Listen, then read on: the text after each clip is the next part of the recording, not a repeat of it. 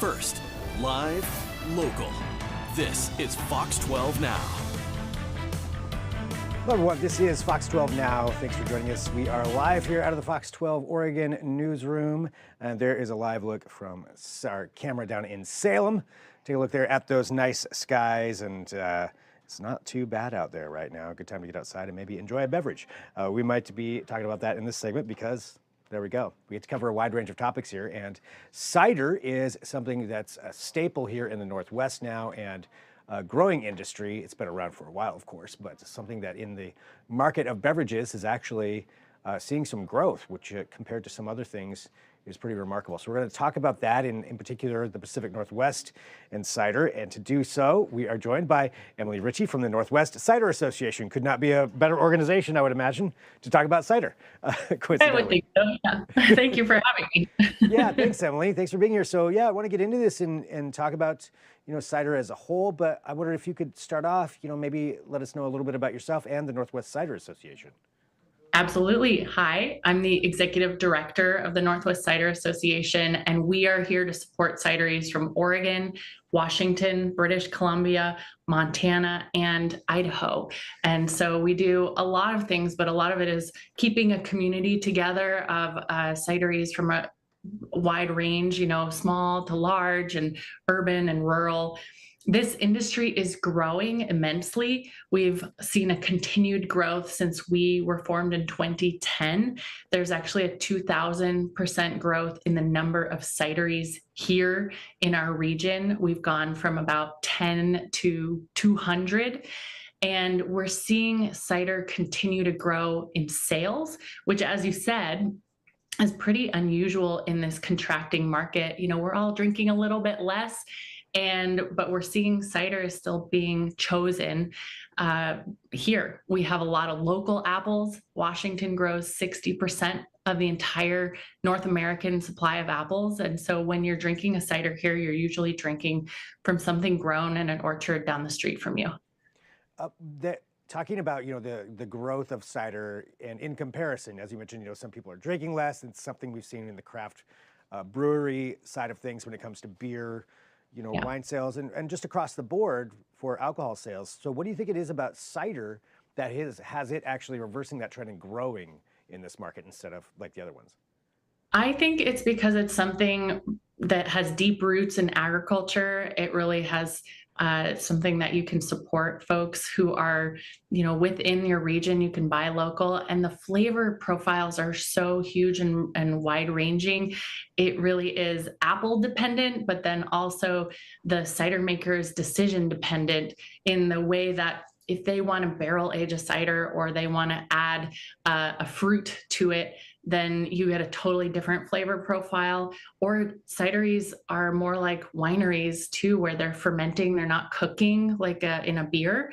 There's no heat added. And so the apples really, really matter. I've got a poster of apples behind me, and I really love single varietal ciders. So look out for a huge range. And I think that's what's really satisfying people right now.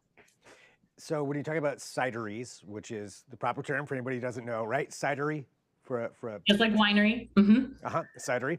And can we, you mentioned the whole area, the Pacific Northwest, where you're talking about and where these cideries are. How, I guess, how many cideries are we talking about? And for people who want to go out to one, what that experience is like. Can you give us an overall look at that side of things? Yeah, so in this wider Pacific Northwest region that I support, there are about 200 cideries, and I would say 75% of those have their own tasting room. So we have a really special opportunity to try cider right where it's made.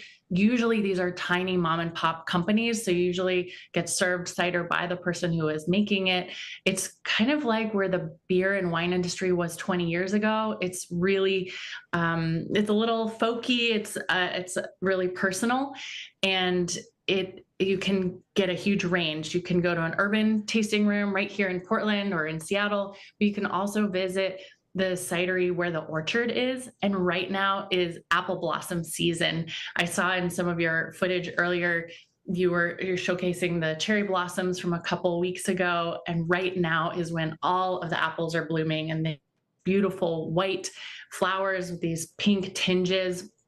And it is really, really something to walk through an orchard right now when that is happening. The bees are buzzing, the flowers are blooming, and I really recommend you go to a tasting room right now. We have a brand new map that we launched yesterday. So today it really is news, but you can make your own route on our website, northwestcider.com, with new filters that we've added so you can find cider in the way that you want to, whether it's a cidery that's got an orchard or it's dog friendly, kid friendly. There's a huge range of filters you can look for and really explore the cider that's made down the street from you. Or if you're going, like I have spring break next week, my kids' school, so we're going on a road trip, but you can map your own route, or we've also offered something like 6 different routes across Oregon and Washington we recommend. Here in the Portland area, there's one. There's a Willamette Valley pre-recorded route, as well as the Columbia Gorge. All right, so exploring, that's quite a bit of cideries, as you mentioned, that are around. So something to go out there and you can try that experience for people who haven't. And just looking at, ciders in general. You mentioned the apples. Obviously, with that many being grown here, that's part of it. When you look at the category of cider, I know we've talked to people like Two Towns before, and some of the different things that that they experiment with, and I know that a lot of other ciders do as well. Is that something that people can expect as far as you see this growth, within not just more cider manufacturers, but different types of cider that are being made? Yeah, huge growth. And Two Towns has a huge variety that you can explore. Just like many cideries, they have this variety from single varietal, like an apple you might recognize, a Cosmic Crisp or a Mountain Rose, or cider specific varieties that were grown for millennia by farmers who really had bred apples just to make cider. And so they have these tannins and this grippy structure when it's in your mouth, or a high acidity or salinity, depending how geeky you want to get. There's a huge variety. Maybe you are a beer drinker and you want to look for cider with hops in it. Maybe you really love your whiskeys and you want something that was bourbon barrel aged, something like that. But there's a variety for everyone. There's also an alcohol level for everyone. Cider is naturally landing around 7% alcohol when you take an apple and you just ferment it dry. And there are also ciders that are chapitalized, and so they have higher alcohol. We call those imperial ciders. People are also making ciders with much lower alcohol now, 3 or 4%, or even removing the alcohol. So there's this huge variety of ABVs and styles out there to explore. Yeah, we've definitely seen some of that shift as well. As you mentioned, people drinking less alcohol, but still wanting some of those flavors and still wanting to have those experiences as well. So sounds like a lot of options in there. I think my final question is, for people out there who already drink cider, they're in and they understand this. But you mentioned that it's growing, and maybe there's the audience out there that hasn't necessarily tried ciders. What would you, whether alcohol or non-alcoholic, whatever it may be, but getting into that market, what would you recommend to somebody who maybe wants to try ciders, is new to it, hasn't really tried a whole lot, just to experience that market as a whole? Yeah. So first of all, I would say our website, northwestcider.com, is a great place to explore things like cider styles, cider pairing with food. If you're not sure how to do it, I highly recommend pairing it with cheese. It's such an easy pairing. But also, there's a guide on what is cider, Cider 101. There's a whole video series we have. So that's really fun if you want to kind of dig in. You can follow us on Instagram at NW Cider as well. But then go out and explore. Go to the tasting room. There's cidery tasting rooms right here in Portland. Order a flight, just like at a brewery or a winery. Explore. Maybe you love IPAs, but you don't like Pilsners, or you're a huge Chardonnay fan, but not a Pinot Noir fan. Do you know what style you like of cider?